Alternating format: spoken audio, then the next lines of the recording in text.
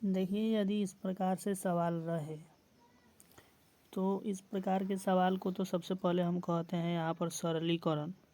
और सरलीकरण के सवाल में सबसे पहले भाग की क्रिया को, फिर गुणा की क्रिया को, तब जोड़ और अंत में घटाव की क्रिया को करते हैं। तो यहाँ पर हम सबसे भाग जहाँ पर है उसको करेंगे, तो भाग यहाँ पर है तो बाकी सबको जो इसके पास में है उसको उस तरह से लिख दिया जाएगा। जैसे यहाँ पर 8 प्लस है तो 8 प्लस लिख दिया। पहले यहाँ पर भाग करना है तो 8 में 8 से भाग करेंगे तो हमारा 1 हो जाएगा। गुना 8 है उसको उतार देंगे, घटाव 8 है उसको भी उतार देंगे।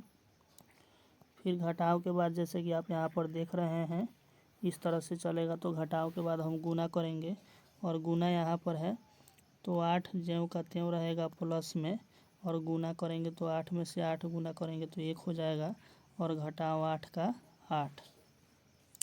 अब इसको जब हम घटाएंगे यहाँ पर तो चूँकि क्या है, गुना के बाद जोड़ है तो पहले जोड़ेंगे तो 8 और 8 मिला के यहाँ पर 16 हो जाएगा। 16 में से 8 को यहाँ पर घटाव जैसे था वैसे लिख दिए और फिर घटा करके लिखेंगे तो 8 हमारा यहाँ पर आंसर हो जाएगा।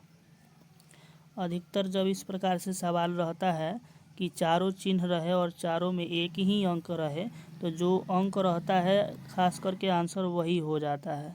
जैसे कि एक और उदाहरण लेते हैं। यहाँ पर उदाहरण ये वाला लेते हैं कि अगर आपको यहाँ पर 2 रहता, 2 भागा 2 गुना 2 जोड़ 2 और घटाव 2 रहता तो इसका भी आपका आंसर 2 ही होता।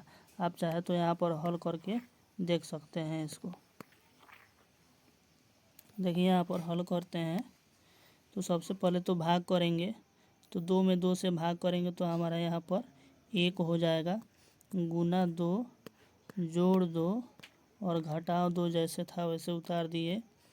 फिर भाग के बाद गुना करेंगे तो यहाँ पर 2 में 1 से गुना करेंगे तो 2 हो जाएगा, प्लस 2 घटाव 2। ठीक है। अब पहले जोड़ेंगे, यहाँ पर जोड़ घटाव में पहले जोड़ेंगे तो 2 और 2 4 हो जाएगा। घटाएंगे तो यहाँ पर 2 और मिला के यहाँ पर 2 हो जाएगा। तो खास करके इस प्रकार के सवाल में यही होता है कि यदि चिन्ह अलग अलग रहे और अंक सबका समान रहे तो वही आंसर आता है जो कि अंक दिया हुआ रहता है। तो इस प्रकार के सवाल को सरलीकरण कहते हैं। उम्मीद करते हैं कि आप लोग समझे होंगे।